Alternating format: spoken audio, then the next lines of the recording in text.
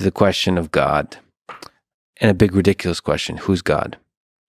Who is God? So I'm going to use sort of the Aquinas formulation of what God is, right? That if there is a cause of all things, not physical things, if there is a cause underlying the reason of the universe, then that is the thing we call God.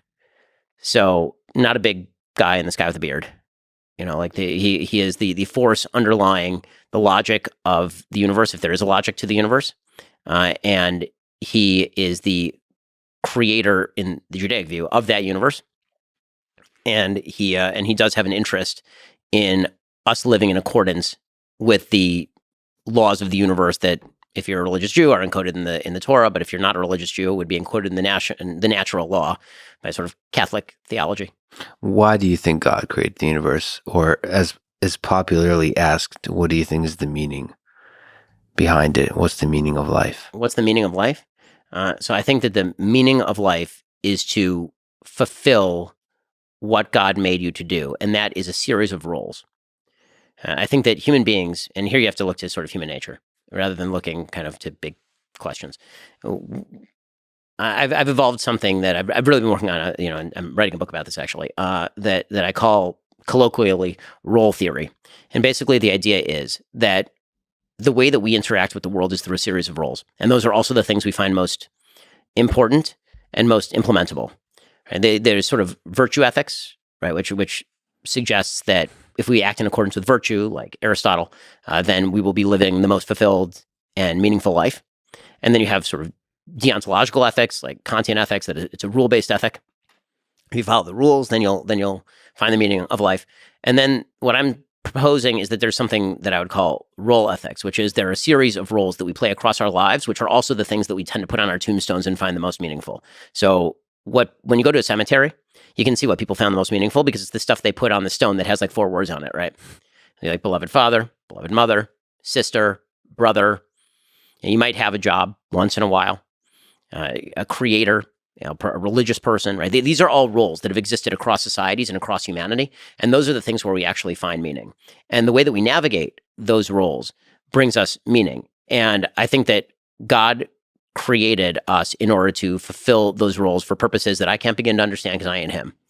And the more we recognize those roles and the more we live those roles, and then we can express freedom within those roles. I think that the liberty exists inside each of those roles, and that's what makes all of our lives different and fun. We all parent in different ways, but being a parent is a meaningful role. We all have spouses, but how you interact that relationship is what makes your life meaningful and interesting.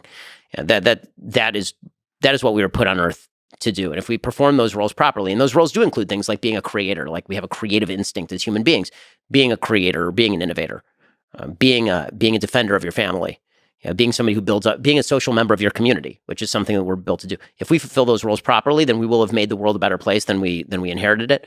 And we will also have had the joy of experiencing the sort of flow they talk about in psychology, where when you engage in these roles, you actually do feel a flow. So these roles are a fundamental part of the human condition. Yes. So the book you're working on is constructing a system to help us understand. It's looking roles. At, let's assume that all of that's true. The real question of the book is, how do you construct a flourishing and useful society and politics? So a society level. If this is our understanding of a human being, how do we construct a good society? Right, exactly. Because I think that a lot of political theory is right now based in either J.S. Mill kind of thought, which is all that a good politics does allows you to wave your hand around until you hit somebody in the face, or Rawlsian thought, which is, what if we constructed society in order to achieve the most for the least, essentially?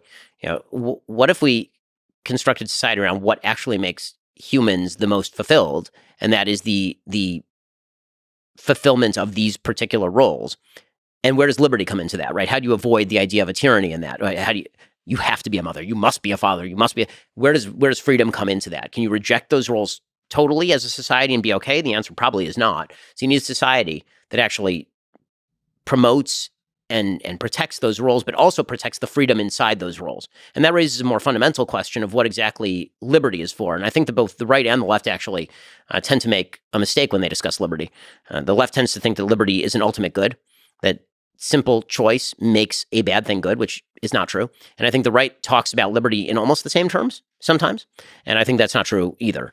The question is whether liberty is of inherent value or instrumental value.